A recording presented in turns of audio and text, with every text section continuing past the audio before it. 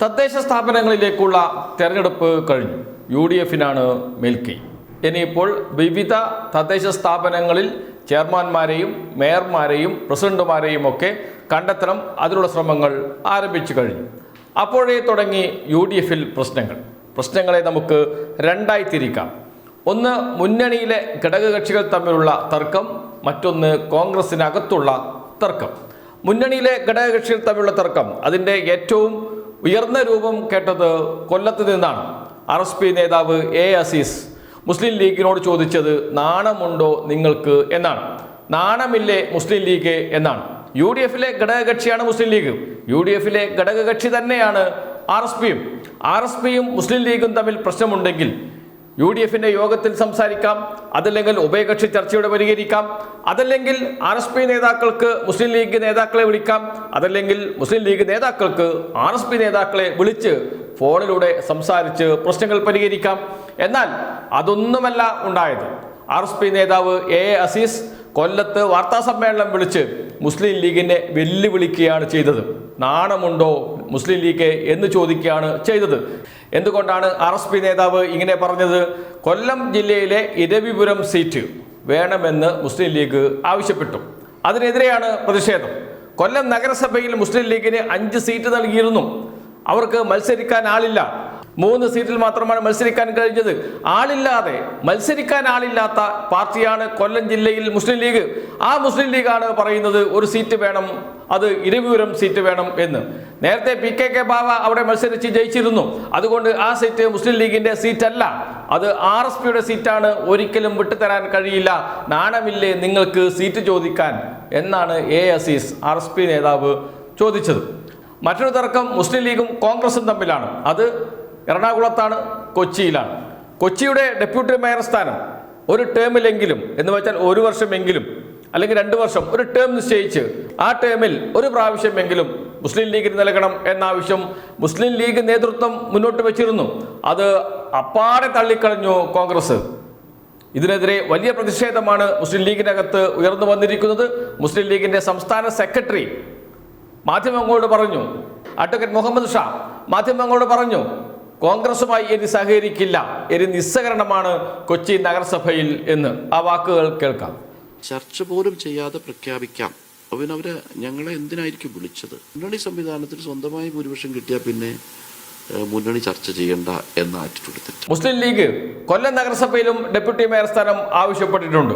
ലഭിക്കുമോ ഇല്ലയോ എന്ന് വരും ദിവസങ്ങളിലെ ചർച്ചകളിൽ അറിയാം. ലഭിക്കാൻ സാധ്യതയില്ല എന്നാണ് അറിയുന്നത്. RSP മുസ്ലിം ലീഗിനെതിരെ കടുത്ത നിലപാടെടുത്ത് മുന്നിൽ നിൽക്കുന്നുണ്ട്. അത് കോൺഗ്രസിന് സഹായകരമാകും. മുസ്ലിം ലീഗിന് ഡെപ്യൂട്ടി മേയർ സ്ഥാനം നൽകാതിരിക്കാൻ, കാരണം തർക്കമുണ്ട് എന്ന് പറഞ്ഞ് അതും കൂടി കോൺഗ്രസിന് എടുക്കാൻ കഴിയും. RSPക്കും കൊടുക്കുന്നില്ല, മുസ്ലിം ലീഗിനും കൊടുക്കുന്നില്ല, ഞങ്ങൾ എടുത്തോളാം എന്ന് പറഞ്ഞ് കയ്യിൽ വെക്കാനാണ് സാധ്യത. അവിടെയും മുസ്ലിം ലീഗിന് തിരിച്ചടിയാണ്. സ്വാഭാവികമായി മുസ്ലിം ലീഗും കോൺഗ്രസും തമ്മിൽ തർക്കമുണ്ട്. മലബാറിൽ മുസ്ലിം ലീഗാണ് കോൺഗ്രസിനെ നയിക്കുന്നത്, UDF-നെ നയിക്കുന്നത്. മുസ്ലിം ലീഗാണ് കോൺഗ്രസിന് സീറ്റുകൾ നൽകുന്നത്. മുസ്ലിം ലീഗാണ് തെരഞ്ഞെടുപ്പ് പ്രവർത്തനങ്ങൾക്ക് നേതൃത്വം കൊടുക്കുന്നത്. എന്നാൽ തെക്കൻ കേരളത്തിലേക്ക് വരുമ്പോൾ ആ പരിഗണന നമുക്ക് ലഭിക്കുന്നില്ല എന്ന് മുസ്ലിം ലീഗ് നേതാക്കൾക്ക് അഭിപ്രായമുണ്ട്.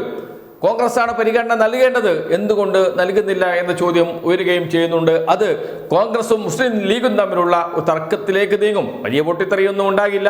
പൊട്ടിത്തെറി ഉണ്ടായിട്ട് മുസ്ലിം ലീഗ് എവിടെയും പോകാനില്ല. ഒറ്റയ്ക്ക് മത്സരിക്കാൻ തയ്യാറല്ല. എങ്ങനെയെങ്കിലും അധികാരത്തിൽ എത്തണം, അതാണ് ശ്രമിച്ചുകൊണ്ടിരിക്കുന്നത്. അതുകൊണ്ട് എവിടെയും പോകാൻ സാധ്യതയില്ല.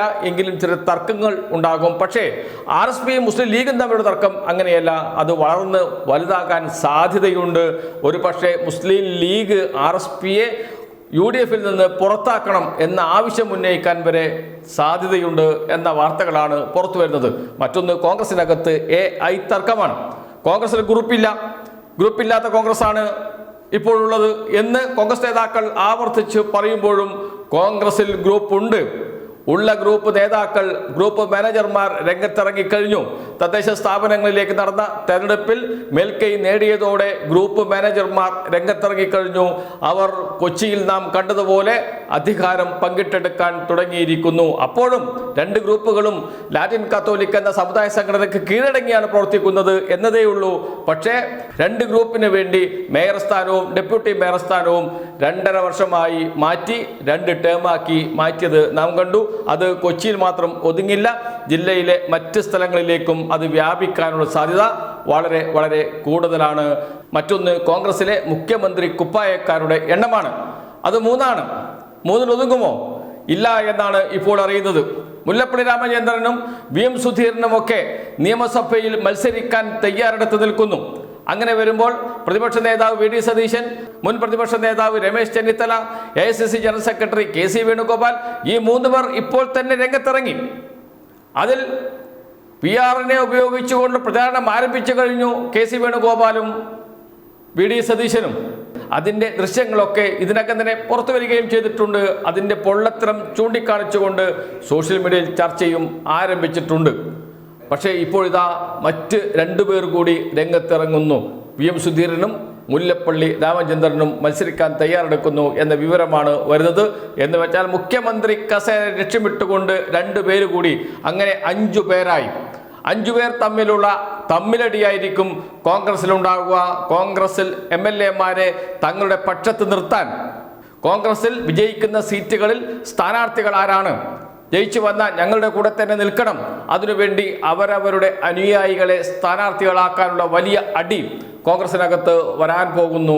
ഈ കാര്യങ്ങളൊക്കെയാണ് തദ്ദേശ സ്ഥാപനങ്ങളിലേക്കുള്ള തെരഞ്ഞെടുപ്പിന് ശേഷം കോൺഗ്രസിൽ നടക്കാൻ പോകുന്നത്. അത് ആരംഭിച്ചു കഴിഞ്ഞു. അതിൻ്റെ കേളികൊട്ടാണ് കൊച്ചിയിലും കൊല്ലത്തും നാം കേട്ടത്.